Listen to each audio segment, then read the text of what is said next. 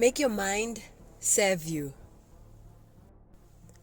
The words of Dr. Frederick B. Robinson still ring true to this day when he said, "Within certain limits, a person can accomplish anything." Meaning that whatever you put your mind on, you can certainly accomplish. Influenced by this belief, I started a quest to research and to study how the mind works. It was rather fascinating to observe how powerful the human mind is. One thing that stood out for me from all the journals and the articles that I've read is that once you learn to know how your mind works and try to balance it with the laws of the universe, it really has unlimited potential. However, to realize this potential, you must make your mind behave. In a nutshell, you have to control your mind to serve you. Have you ever heard of a phrase, scattered brains? That's when somebody, like your brains, are searching the whole universe for answers. So in order for you to rein it in, to make your mind to serve you, you really need to control it. So today I'm going to share with you some of the insight on how to make your mind behave and serve you for better. The first principle is concentration. If you want to have a consistent purpose, you must teach your mind to concentrate. Focus. I think of concentration as a mental stamina. It is the art that makes the mind behave. It requires absolute concentration to fix your mind and energies on one thing to the exclusion of others. It means that you can't compound yourself. This whole thing of saying I'm multitasking, it's actually unproductive. So if you focus your concentration on one task at a time, you will yield desired results. Now, the question that begs an answer, therefore, is how do you develop these mental powers in a practical manner? Firstly, identify that one keen and active interest that you want to pursue.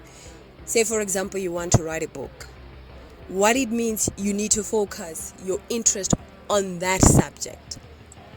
Then learn to amass in an orderly way the raw materials of your thinking.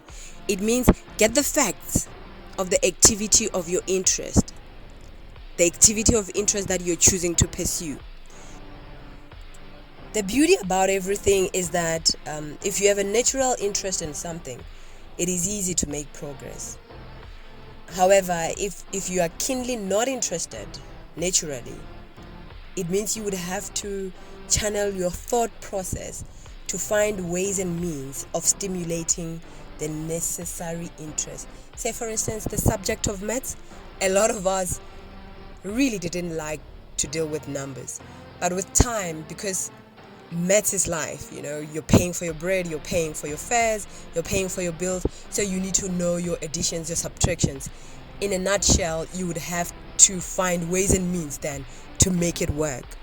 It is often necessary to look forward to the desired results and focus rather than focusing on the negative challenges that you might be encountering at that moment.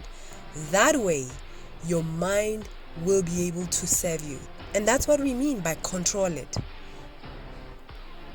Now, another challenge that most of us encounter is mental blockage. I refer to it as brain fart moment, meaning my brain is stuck. I can't move forward. I can't think clearly or straight. When the mind is going in circles over and over again on the same matter without new ideas occurring. The cause of this, presumably, it's lack of information on which definite decisions can be based, meaning you don't have facts on the subject matter that you're pursuing. So in order to have successful efforts, you need to turn to facts. Facts are normally used as a source of inspiration. Not to say that you would have to copy from whatever somebody else has studied, but just to boost your mental powers, you would need to do that. Otherwise, you'll just be operating in an empty space. A tip that I can give you to deal with mental blockage. Now, whenever I am dealing with mental blockage or whenever I'm experiencing mental blockage, I normally pause to meditate and breathe deeply and simply wait until the tense condition is gone. Sometimes I do exercises. I often say you can't think calmly if your mind is moving at a fast pace. So I find exercises to help in mental stimulation. Suffice to say that physical diversion is very important in dealing with mental blockage. A small anyana walk or a change in mental activity may pave the way for solutions of some long pondered problem. Here's the trick. The whole thing is not to overload your mind, but to be at ease so that you are able to resolve one problem at a time. I often say to people they are responsible for thinking themselves to success or failure. The same is applicable to you, really. How you use your mind resonates with how you perceive things. So only you can think yourself to success or to failure. The great difference between those who achieve and those who fail to achieve anything worthwhile in life consists not so much in the amount of the time devoted to work or the talents, but in the degree to which they intelligently apply the power of their mind. Remember, all success begins with concentrated effort, and it all lies in your mind. I hope you really enjoyed this session again. Thank you so much for the new subscribers. Welcome to my channel. I normally do post every Sundays and every Wednesdays, so look out for the new post this coming Sunday. Do stay blessed. Thank you.